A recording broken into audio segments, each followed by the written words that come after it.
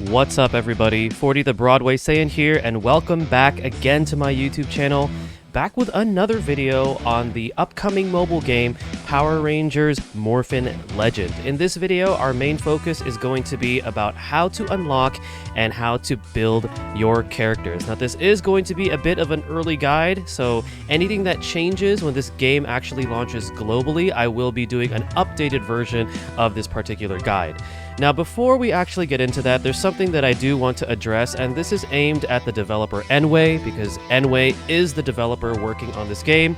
So I'm already playing the soft launch, and here's something that I noticed that is pretty problematic with a soft launch. If I go into campaign and I want to progress through the story, and I've only been progressing through the story, and if I click fight, I can't go in because I don't have enough energy, which shouldn't be a problem, but if I want to add more energy, it costs 50 power cores to get 50 energy.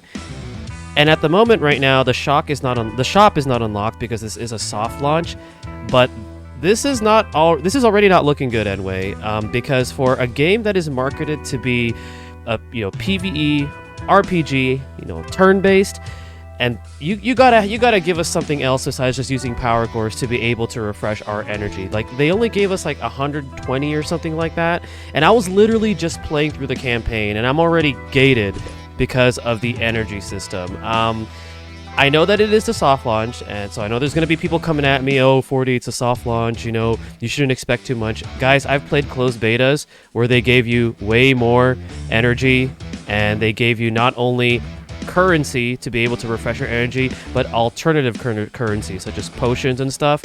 So for them to just not even give us enough of that doesn't look good, guys. So anyway, I hope you take this feedback into consideration. Again, like I said in my previous videos, I'm gonna be brutally honest when I'm giving my feedback about this game because I care about Power Rangers as an IP. And you guys had your issues with Power Rangers Legacy Wars in the past, and now that you guys are doing another game, I'm hoping that you guys can learn from your mistakes and you guys actually listen to your player base and listen to your community. But anyways, enough of that. Let's go ahead and get right into characters. So we're going to go ahead and click on this icon up on the top left right here, which has a number 4. So this is going to be your character screen. You could sort it however you want here, A to Z, power, gear tier, all that good stuff. So far right now, this is the current roster. So the roster is not very big, but it is going to get a little bit bigger, obviously, later on as the game progresses. Now, to unlock a character, you're going to need 10 shards of a character, and it unlocks them at a 1 star. Characters can be acquired either through buying them from the shop via, the power cores, or you could also go into different quests, such as character quests that are available on different days, and you could earn them by beating those stages, or you could also unlock them through stories. Now, story characters, I assume that they're going to be only very selective about which characters you can unlock through the story. So some characters might only be through the shop, some characters might only be through the character quest, but you need 10 to unlock them. So we're going to go ahead and unlock Jen Scott here. We have 10 of her shards, and we're going to go ahead and recruit her. There we go. Perfect. So we have gone ahead and recruited Jen Scott, and that is how you unlock new characters. All right, so let's go ahead and back out. We're going to go ahead and use Jason here as an example. So right in the left-hand corner here, you see abilities. Each of them have like a different level. Now, in order to level them up, you're going to need Zeo crystals. This can be unlocked. These can be acquired, through the campaign quests and as well as the different daily quests that are unlocked on different days. So that's how you can get those. I'm not sure if there's going to be any packs that are involving this. Usually these gacha games, they tend to have something like that, but we're just going to have to wait and see if Enway is going to do something like that. Now, if we go here and click on train, we can level Jason up. It does cost gold, or this currency right here, and then you want to use the corresponding cards. So these are the different cards you can also acquire via the story, as well as the different daily missions. The cards that you want to use want to correspond with the type of character that the ranger is. So for example, Jason is a bold type, which is the fist symbol, the red fist symbol. They could have just called it attack, but in this game they call it bold. So if I want to level up, I simply just click on the card I want to use, and we're going to go ahead and get Jason up to level 11 here. So now he's a bit stronger. Okay, so that is how you level up your characters. As you can see, his power went up. Now there's a tier. What is this tier for? So tier is all dependent on how strong your gear is for your character. So if we click on this little square here with a plus, this allows us to create gear or craft gear for our Rangers, and each of them increase different stats. For example, this increases HP. If we go back and look at this one, this increases the damage dealt. This one right here increases HP as well. If we go right here, this one's not available because I don't have the materials yet, but this one increases damage and critical damage. But to unlock this different type of gear for your characters, you need something called Energem shards, and there's different colors that you could farm. And again, you can get these through the campaign, or you could get it through like daily events, things like that. All right, so we're gonna go ahead and craft this since we have enough, and we're gonna equip it. And let's go ahead and do that for the other ones here. So we're gonna craft that one and equip. Go ahead and craft this one and equip.